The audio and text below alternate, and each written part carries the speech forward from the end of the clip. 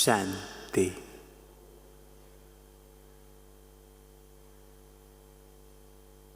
आप सभी बाबा के विशेष महान बच्चे हैं। वैसे तो सभी बच्चे महान हैं। जिन आत्माओं ने बाबा को पहचाना वो तो महान बन गए, लेकिन आप लोग महान में भी विशेष महान आत्माएं हैं। क्यों? क्योंकि हमको याद है कि एक बार हम सब कुमार अव्यक्त बाप दादा से मिल रहे थे। ओम प्रकाश भाई भी थे। तो बाबा ने उस समय कहा था कि सभी कुमारों में नंबर 1 कुमार ओम प्रकाश भाई है। अव्यक्त बाप दादा के शब्द। तो उस फाउंडेशन के निकले हुए आप बच्चे हैं, तो सोचो कितना महान होंगे। जब फाउंडेशन इतना महान है तो उससे निकले हुए बाबा के हर रतन अति महान हैं। और महानता का आधार इस ज्ञान मार्ग में है निरंतर योगी बनना।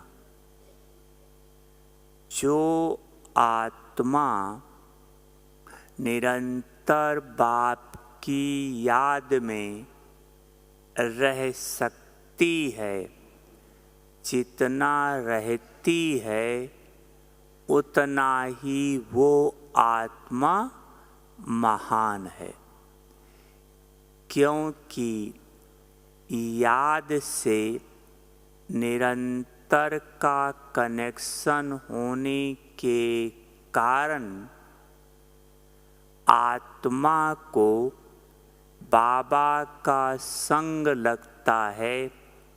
इसलिए आत्मा बाप समान बनती जाती है। इसीलिए याद का इतना महत्व है। भगवान के समान बनती जाती है। तो निरंतर याद के लिए विधि तो कई हैं, लेकिन मुख्य रूप से 6 प्रकार की हैं। उन 6 प्रकार की विधि को आप अपना लो तो निरंतर योगी बन जाएंगे। पहला है अमृत बेला पावरफुल हो। दूसरा है हर कर्म योगी बनकर करे।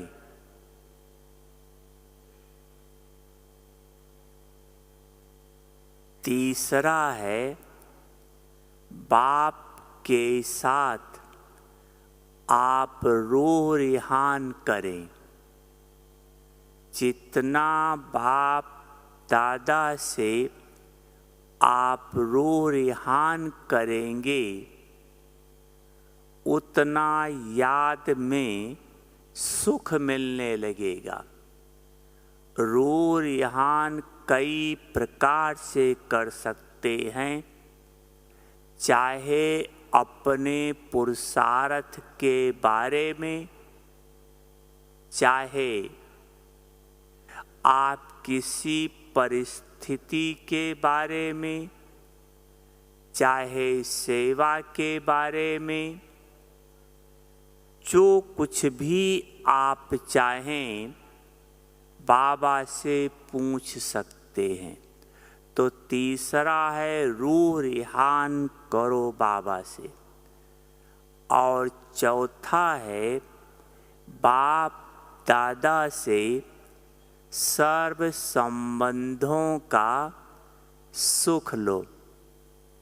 सर्व संबंधों का सुख लेने से आत्मा इच्छा मात्रम अविद्या बन जाती है। कोई इच्छा न होने के कारण निरंतर योगी बन सकते हैं। पांचवा है आत्मक स्वरूप में टिक कर शिव बाबा को याद करो। रोज मुरली में सुनते हैं, आत्मा समझकर बाप को याद करो। और छठा है बाप समान की स्थिति में स्थित होकर परम धाम में बाबा के साथ वहाँ से विश्व में लाइट माइट फैलाओ। विश्व का सैर करो।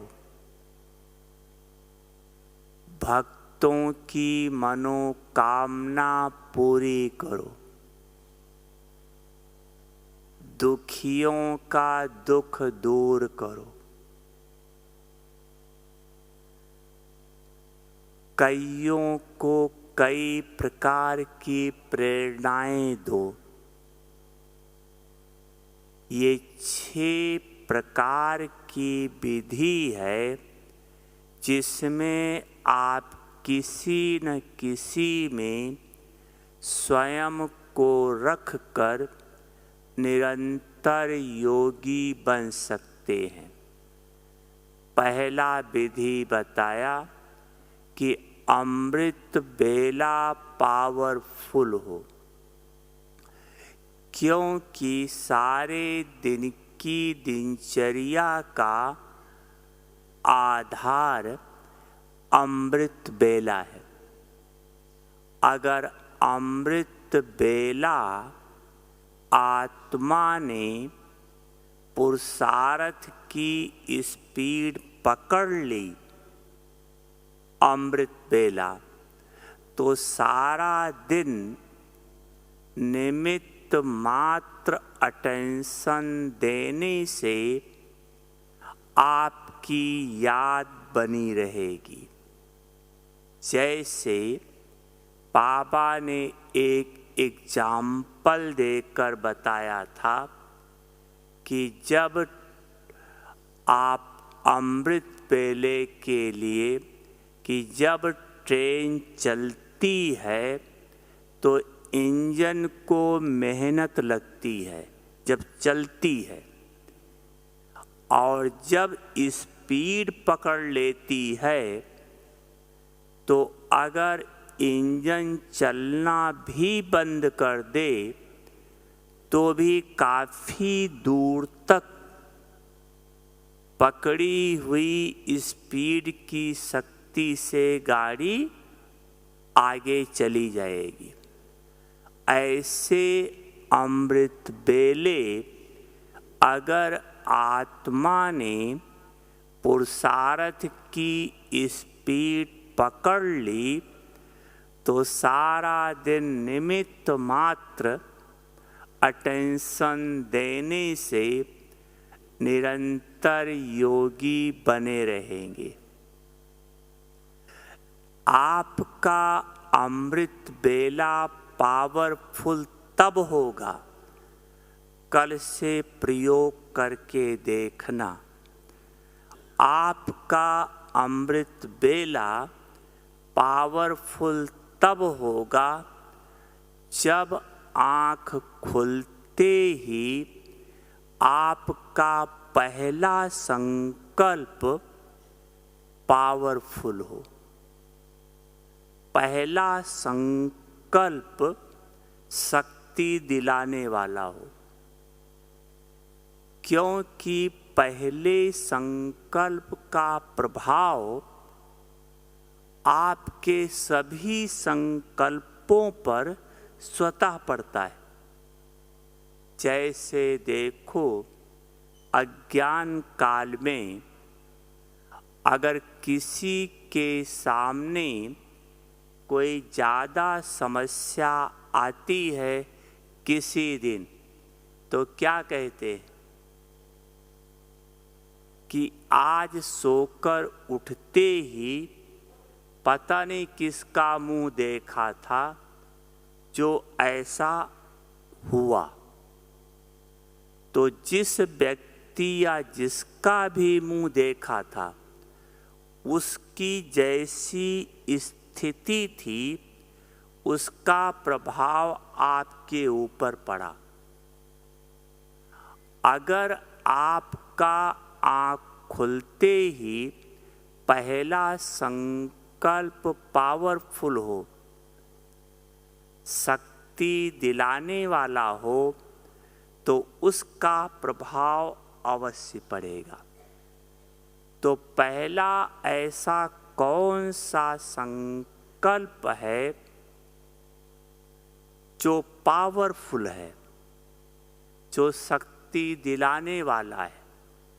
वो है पहला संकल्प आँख खुलते ही आपका पहला संकल्प होना चाहिए, बाप दादा गुड मॉर्निंग। बाप दादा गुड मॉर्निंग। सिर्फ बाबा गुड मॉर्निंग नहीं, ध्यान रखना, बाप दादा गुड मॉर्निंग। ले लो दुआएं, बाप की या माँ बाप की? माँ बाप की। अमृत बेले उठते दुआएं दोनों से लेना है। गुड मॉर्निंग दोनों से करना है, याद शिव बाबा को करना है, लेकिन गुड मॉर्निंग दोनों से करना है। तो आँख खुलते ही ऐसा कौन सा संकल्प है या ऐसी कौन सी विधि है जिससे दोनों से गुड मॉर्निंग हो जाए? क्योंकि जब आत्मक स्वरूप में टिकेंगे तो शिव बाबा से गुड मॉर्निंग होगी। फरिश्ता रूप में टिकेंगे तो ब्रह्मा बाबा से गुड मॉर्निंग होगी। तो पहले ही संकल्प में आप आकारी भी बने और निराकारी भी बने, तब दोनों से गुड मॉर्निंग हो सकती है। कई हैं आँख खुली बाबा गुड मॉर्निंग या बाप दादा गुड मॉर्निंग, ऐसे किया काम पूरा हो गया। लेकिन नहीं, देखो मुझ आत्मा की गुड मॉर्निंग मीठे बाप दादा तक पहुंची भी है या हमने कर लिया बस पूरा हो गया? अगर गुड मॉर्निंग पहुंचेगी तब तो आपको रिस्पांस मिलेगा, तब तो शक्ति मिलेगी, तब तो वरदान मिलेगा। अगर आपकी गुड मॉर्निंग पहुंचती ही नहीं, आपने किया गुड मॉर्निंग लेकिन पहुंची ही नहीं, तो आपको कुछ प्राप्ति नहीं होगी। जैसे अभी कोई जा रहा है, उसको आप आवाज़ दो और वो आपकी आवाज़ ना सुने, तो क्या वो रिस्पांस देगा? कुछ नहीं ना। तो आपकी गुड मॉर्निंग बाबा तक पहुंच जाए, उसके लिए विधि यही है कि पहले ही संकल्प में निराकारी और आकारी दोनों बन जाओ। क्या विधि है वो बता रहे हैं, आज प्रयोग करके देखना। आज मीन्स अमृत बेला। आँख खुलते ही आपका पहला संकल्प आना चाहिए कि मैं आत्मा परम धाम से अवतरित हो ब्राह्मण आत्मा बन बाप दादा से मिलन मनाने जा रही हूँ। अच्छा मीठे बाप दादा, गुड मॉर्निंग। मैं आत्मा परम धाम से अवतरित हो ब्राह्मण आत्मा बन बाप दादा से मिलन मनाने जा रही हूँ। आत्मा के नाते शिव बाबा से गुड मॉर्निंग हो गई और ब्राह्मण के नाते से ब्रह्मा बाप से गुड मॉर्निंग हो गई।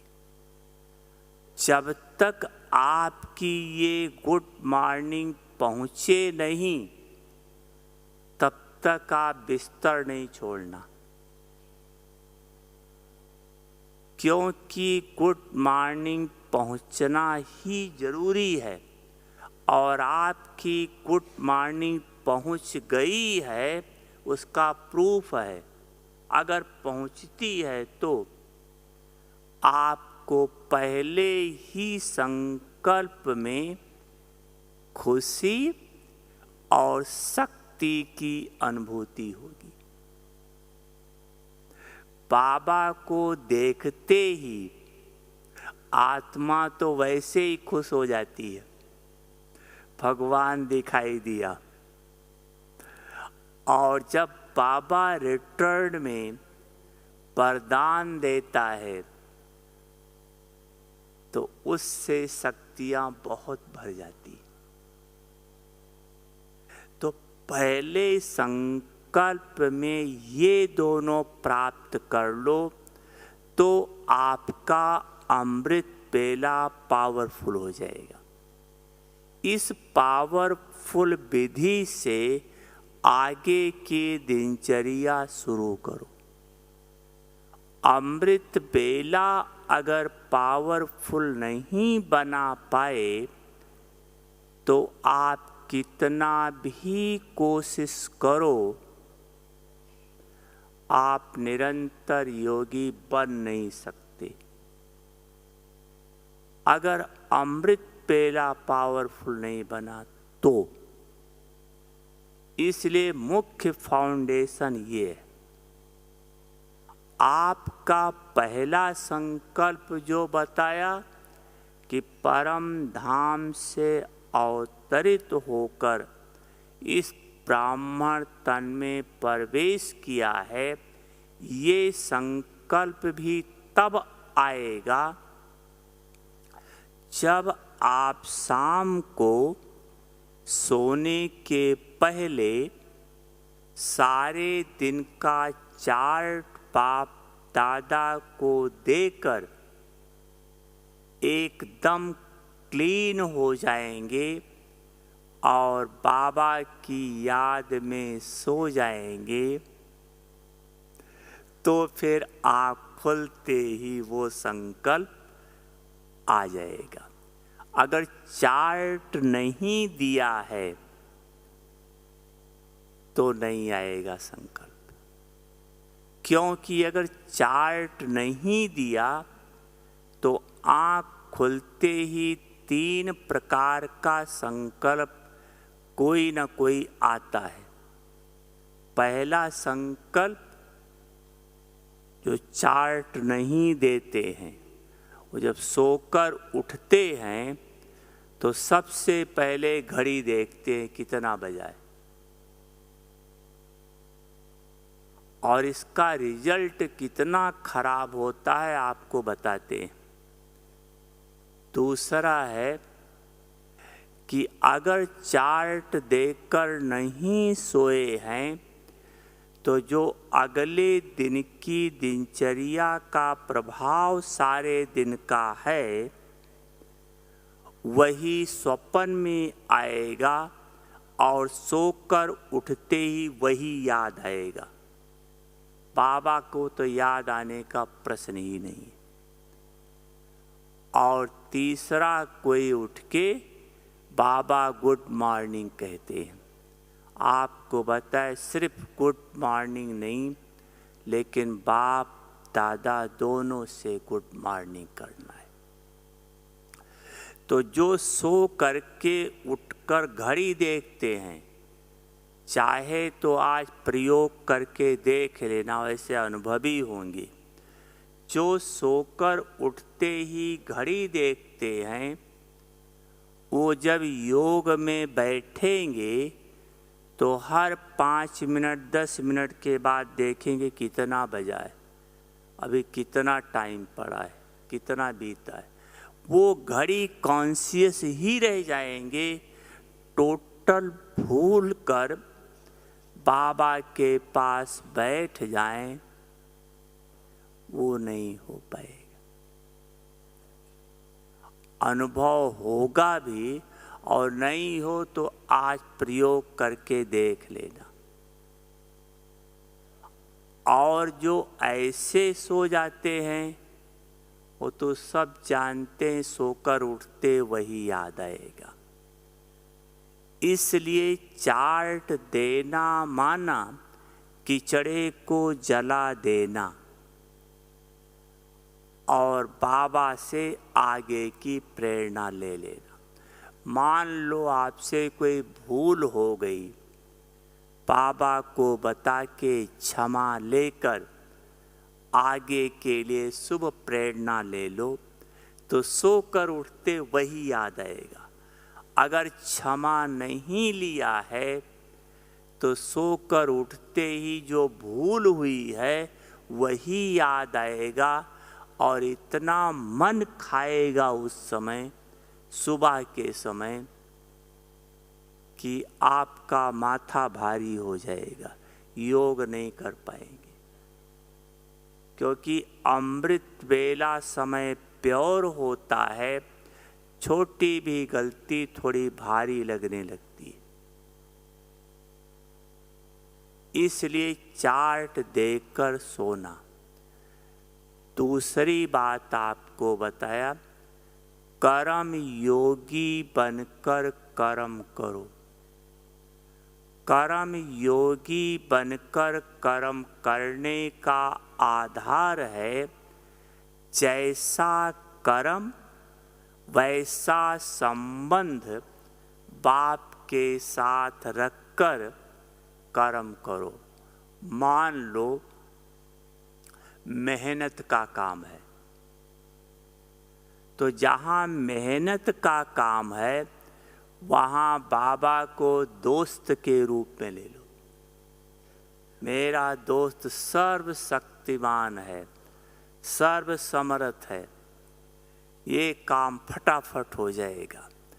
तो एक बाबा की स्मृति से मन हल्का, दूसरा बाबा की स्मृति से आपके मन में रियल टचिंग आएगी कि क्या करना है, तीसरी बात, बाबा के स्मृति से ये रहेगा कि बाबा हमारे साथ है, काम हमारा हुआ पड़ा है। और जहाँ आपका ये श्रेष्ठ संकल्प उत्पन्न हुआ कि हमारा काम हुआ पड़ा है, वो काम 100% हो ही जाएगा, क्योंकि बाबा के स्मृति के साथ का संकल्प है, इसलिए सिद्ध अवश्य हो जाएगा।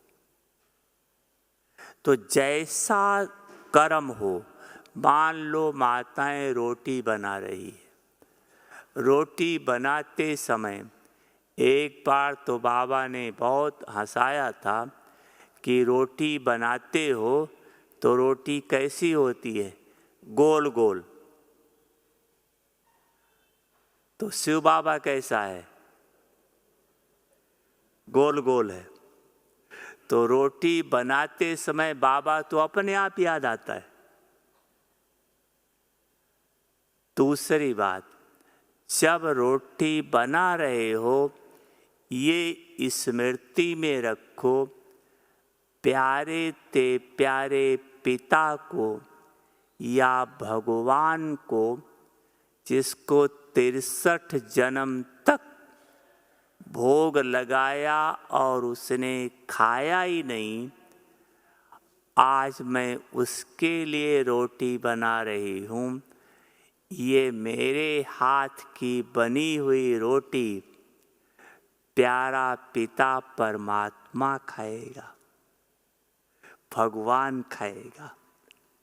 ऐसे स्मृति से प्यार भर के बनाओ, सिर्फ रोटी नहीं बनाओ, उसमें प्यार भरो। खाने वाले का हृदय शुद्ध हो जाएगा। ये जो किसी किसी की कंप्लेन रहती है, फलाना ज्ञान में नहीं चलता है, ये विरोध करता है, ये कंप्लेन खत्म हो जाएगी। अगर ज्ञान में नहीं चलने का पार्ट होगा तो चलो बीके नहीं बनेगा, लेकिन विरोध खत्म हो जाएगा। अगर ऐसे बाबा की याद का भोजन दो तो जो भी कर्म करो, कर्म योगी बनकर करो। आप चल रहे हैं, चाहे माँ बाप बनके बाबा को अपना बच्चा बना लो और बाबा को अपनी उंगली पकड़ा दो, बाबा मेरे साथ चल रहा है। बच्चा बना लो, कभी बच्चा बन जाओ। जैसा भी चाहे, जो संबंध प्रिय है, उस समय देखो हमारी बुद्धि कहाँ जा रही है, किस बात में जा रही है, वही बाबा के साथ जोड़ लो, बहुत सहज हो जाएगा। कर्म योगी बन जाएंगे। तीसरी बात है, बाप के साथ सर्व संबंधों का सुख। ये ब्राह्मण जीवन में बहुत आवश्यक है। मम्मा अमृत वेले योग में विशेष 2 काम करती थी। एक, बाप के साथ सर्व संबंधों का रस लेकर आत्मा तृप्त हो जाती थी, इच्छा मात्रम अविद्या हो जाती थी। कोई और इच्छा ही नहीं तो सिवाय मीठे बाबा की तरफ और कहाँ मन जाएगा। इसलिए निरंतर योगी बन गई। दूसरा, रूहों की सेवा करती थी। रूहों की सेवा विश्व की भी सेवा है। और रूहों की सेवा कि मम्मा को यज्ञ की जिम्मेदारी थी, तो यज्ञ में मम्मा किसी के संस्कार को देखती थी, कमी कमजोरी को देखती थी, तो अमृत बेले मम्मा उस आत्मा को इमर्ज कर सकाश देती थी। इस आत्मा की ये कमी दूर हो जाए, ये आत्मा भी बाबा से पूरा वर्षा ले ले, ये आत्मा भी बाप के राइट हैंड बन जाए। सिर्फ स्थूल सहयोग नहीं दो, वो दो जरूर, लेकिन उससे ज़्यादा जरूरी है मनसा सहयोग देना, चाहे सेंटर पर, चाहे घर पर, चाहे कहीं भी हो। ये बहुत जरूरी है मनसा सहयोग देना। तो एक बाबा के साथ सर्व संबंधों का सुख लो। अब सुख लेने की विधि क्या है, किस विधि से लेंगे? एक है प्रैक्टिकल साकार में संबंध जोड़कर, साकार में, और एक है अव्यक्त स्थिति में स्थित होकर शिव बाबा से उस संबंध का सुख अव्यक्त ब्रह्मा के द्वारा लेना।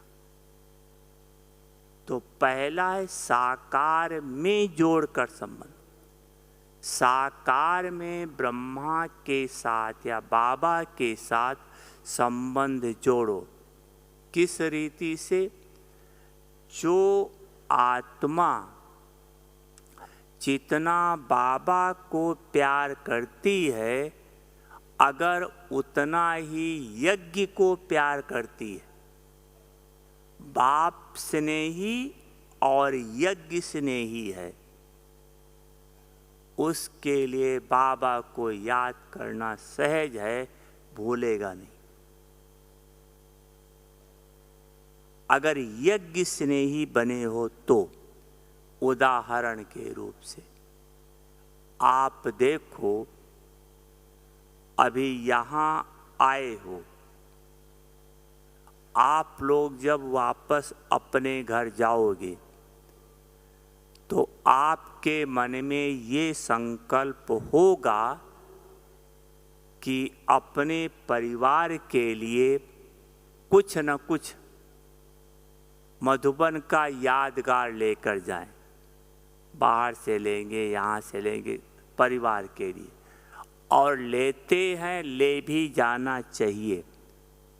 एक है आपने पूरा परिवार के लिए लिया, और एक है कोई एक सामान किसी एक के लिए विशेष लिया, मान लो बच्चे के लिए लिया, तो वो सामान जब तक आपके पास है, सामान देखते ही बच्चे की याद आएगी या नहीं आएगी? ऑटोमेटिक आएगी ना, याद करना नहीं पड़ेगा, आएगी, बच्चे के लिए लिया है। ऐसे आप सब यज्ञ स्नेही अर्थात जो कुछ भी करो, पहले बाबा, उदाहरण के रूप से आप मान लो गए हो मार्केट में सब्जी लेने, आप 10 रुपए की सब्जी लिया, और जो चीज़ लानी थी घर के लिए लेकर आए, उसमें से किसी के लिए कोई एक विशेष प्रिय सब्जी थी और वो लिया, तो 10 रुपए वाली सब्जी बिल्कुल नहीं याद रहेगी 1 रुपए वाली जो किसी को विशेष प्रिय थी वो लिया है, वो देख देख कर उसकी याद आती रहेगी या नहीं? रहेगी या नहीं? ऐसे आप लोग जब कुछ भी करो, मान लो सब्जी लेने गए हो, 10 रुपए की सब्जी अपने घर के लिए लिया, उसमें से 1 रुपया की सब्जी सबसे पहले बाबा के लिए ले लो। आप प्रयोग करके देखना। 1 रुपए की सब्जी बाबा के लिए ले लो, चाहे सब्जी लो या सेंटर पर पैसे दे दो, लेकिन पहले बाबा के लिए ले लो। मान लो 1 रुपए की सब्जी बाबा के लिए लिया, अब 10 रुपए की सब्जी घर वालों के लिए लिया है, वो तो रोज लेते रहते हैं। अब जो 1 रुपए की सब्जी बाबा के लिए लिया है, वो जब तक सेंटर पर ले जाकर नहीं दे दोगे, तब तक वो देख देख कर बाबा याद आता रहेगा या नहीं? बोलो, याद आता रहेगा या नहीं? आएगा ना। इससे सहज विधि कुछ है बाबा को याद करने की? कुछ भी करो पहले बाबा, लेकिन ऐसे उल्टा नहीं करना। पहले घर के लिए खरीद लिया, बाद में बाबा के लिए लिया, तो बाबा बिल्कुल नहीं याद आएगा। ये पूरा याद रखना, पहले बाबा के लिए करो, तब रहेगा आपके दिल में बाबा है। पहले बाबा, फिर परिवार के लिए। आप देखो, कुछ भी करो, बताता हूँ, गेहूं पिसाने जाते हो, बाबा का हिस्सा निकालो। आप बाबा को सर्व संबंधों से अपना बनाओ। सिर्फ परम धाम निवासी नहीं है, अभी साकार में है, संबंध से बनाओ। कई कहते हैं भगवान हमारा बच्चा है, सब कुछ है, मानते हैं, लेकिन ये बताओ, आपका जो बच्चा है जब स्कूल में पढ़ता है तो आप उसको यूनिफॉर्म सिलाते हो ना, जो स्कूल की ड्रेस है, फीस देते हो ना। लेकिन जब यूनिफॉर्म सिलाया बच्चे को, तो क्या उस समय आपको ये याद आया कि बाबा भी हमारा बच्चा है, उसके लिए भी यूनिफॉर्म चाहिए? नहीं ना। आपको संकल्प आना चाहिए, बच्चे के लिए यूनिफॉर्म सिलाया है, ले जाकर सेंटर पर बहनों को साड़ी तो दें, या उसमें यूनिफॉर्म से कुछ हिस्सा निकाल करके पहले सेंटर पर तो दें। अगर आपको ये संकल्प ही नहीं आता है, तो किसने कहा आपने बाबा के साथ संबंध जोड़ा है? कैसे बाबा से आपका निरंतर योग रहेगा? आप फीस देते हो, बाबा आपका बच्चा है, क्या उसी समय उसमें से कुछ हिस्सा निकाल कर सेंटर पर देते हो? नहीं। क्या समझते हो? सेंटर तो आश्रम है, ये हमारा घर है। अगर सेंटर को अपना घर नहीं समझा, तो कैसे बाबा को अपना समझ पाओगे? इसलिए अगर सर्व संबंध बाबा के साथ जोड़कर सुख लेना है, तो यज्ञ स्नेही बनो। सिर्फ सूखा योग लगाने से योग लगने वाला नहीं है। मैं आत्मा हूँ, ज्योतिर्बिंदु हूँ, शिव बाबा भी ज्योतिर्बिंदु है, लेकिन इस तरह से योग लगाते लगाते अनुभव कर लिया कि क्या है, कितनी देर बाबा याद रहता है। इसलिए बाबा को याद करने के लिए यज्ञ स्नेही साथ साथ बनो। संबंध एक साकार में यज्ञ स्नेही बनो, फिर निराकार या आकार में याद करना सहज हो जाएगा, संबंधों का सुख लेना सहज हो जाएगा। ये जो गायन है, अति इंद्रिय सुख पूछना हो, गोपी बल्लभ के गोप गोपिकाओं से पूछो। यादगार में देखो, जो गोप गोपिकाएं थी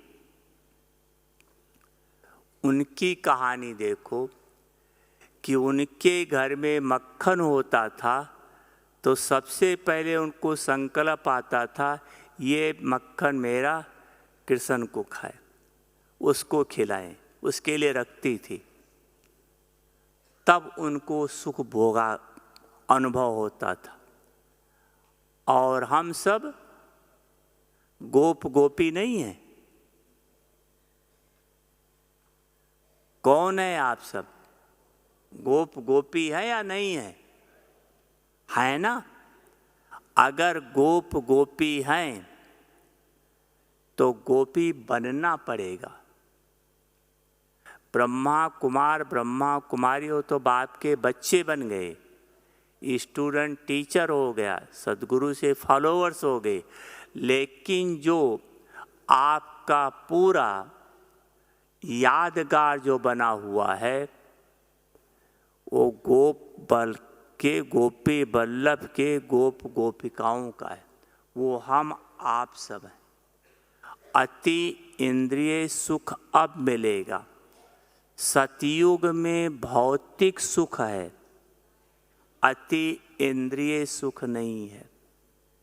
इस अति इंद्रिय सुख के आगे भौतिक सुख तो कुछ भी नहीं है। जरा सा सुख का अनुभव होता था द्वापर युग में तो राजाएं अपना राजपाट छोड़ देते थे। जरा सा सुख के कारण भगवान का साक्षात्कार हो जाए। और आपके साथ तो मीठा बाबा साक्षात रूप में है। अनुभव करो साथ का। क्लास से उठोगे, ऐसे नहीं उठो तुरंत। बाबा क्लास पूरा हुआ, अच्छा चलो अब हम और आप साथ साथ चलते हैं। बाबा चलो, एक सेकंड संकल्प करो, चल पड़ो बाबा के साथ। साकार में चलो, चाहे निराकार को रखो चाहे आकार को रखो, लेकिन साथ में रखो। अगर दिल का प्यार है तो निराकार आकार साकार का अनुभव कराएगा। फिर कुछ दिन पहले मुरली चली है, साकार में अनुभव होगा। लेकिन यज्ञ स्नेही बनो। यज्ञ स्नेही से परमात्म स्नेही बनना सहज हो जाएगा। पहले की जो, अब दादियाँ कहेंगे, पहले की जो बहनें थी उतना उनको ज्ञान नहीं आता था। आत्मा समझकर शिव बाबा को भी याद करना नहीं आता था, लेकिन यज्ञ स्नेही थी।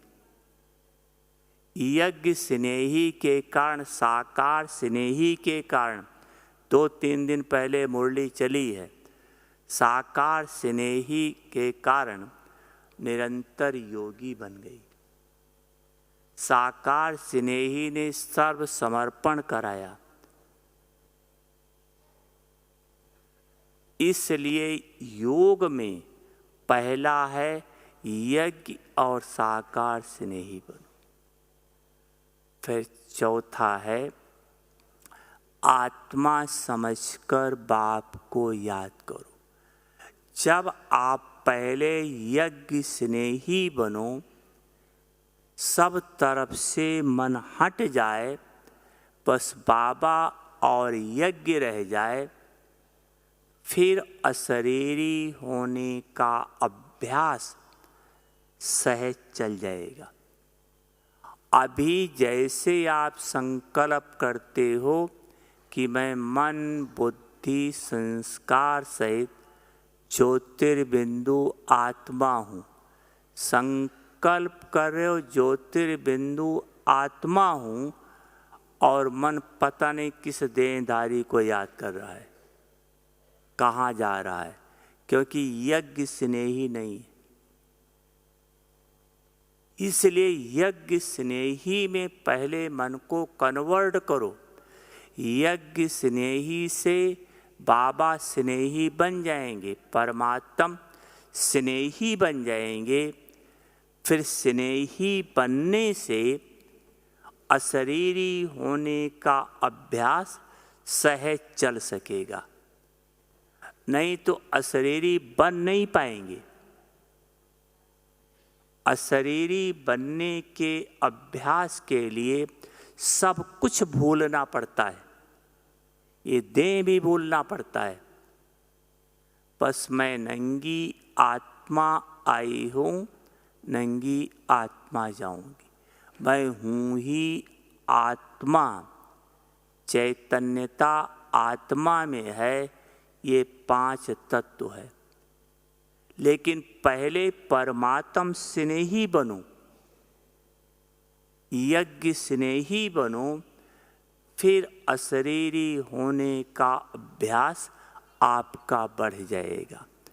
जब अशरीरी होने का अभ्यास बढ़ने लगेगा, आत्मक स्वरूप में टिक कर शिव बाबा को याद करना शुरू करोगे, फिर आपकी आत्मा से सब मैल हटने लगेगी, पुराने संस्कार सब खत्म होने लगेंगे, आत्मा में चमक आती जाएगी, हल्कापन आता जाएगा। आत्मा धीरे धीरे अपने को हल्का महसूस करने लगेगी, और जितना हल्का महसूस करती है उतना ऊपर उठती जाएगी, ऊपर उठती जाएगी। मैं आत्मा सूक्ष्म वतन निवासी हूँ या मूल वतन निवासी हूँ, ये जितना हल्कापन आएगा उतना उस स्थिति में, चाहे मूल वतन में चाहे सूक्ष्म वतन में स्थित हो पाएंगे। जितना हल्का बनेंगे, और हल्का बनेंगे ही शिव बाबा की शक्ति से। आत्मक स्वरूप में टिक कर जितना याद करेंगे उतना बाबा की शक्ति आप में आती जाएगी, सब कट निकलती जाएगी। लेकिन इसके लिए बताया आपको यज्ञ स्नेही, परमात्म स्नेही जरूर बनो। एक ही चीज़ नहीं, कई क्या करते हैं, यज्ञ में पैसा दे देते हैं, पर ठीक है क्लास में भी नहीं आते, कभी कभार आए, योग कभी कर लिया, उनका भी योग लगने वाला नहीं है। दोनों चाहिए, यज्ञ स्नेही भी बनो, परमात्म स्नेही भी बनो। फिर आपका आत्मक स्वरूप में टिक कर बाप को याद करने का सहज हो जाएगा। और जब ये प्रैक्टिस पड़ गई, शरीर से डिटैच होने की, ये शरीर अलग है, मैं आत्मा अलग हूँ, ये डिटैच होने की प्रैक्टिस फिर हमें परम धाम में बाप के पास बैठने की स्वतः ही वो स्वरूप बन जाएगा। बाप आपके पास जितनी देर बैठो संग का रंग लगेगा। फिर बाबा के साथ साथ विश्व का सैर करो, विश्व को लाइट माइट दो, भक्तों की मनोकामनाएं पूरी करो, दुखियों का दुख दूर करो। उस समय आप जो भी संकल्प बाबा से कंबाइंड होकर करेंगे वो वाइब्रेशंस के द्वारा फैलकर प्रैक्टिकल साकार स्वरूप ले लेगा, अर्थात वो हो जाएगा। क्योंकि आत्मा बाप समान की स्थिति में स्थित है, दोनों जैसे कंबाइंड हो गए।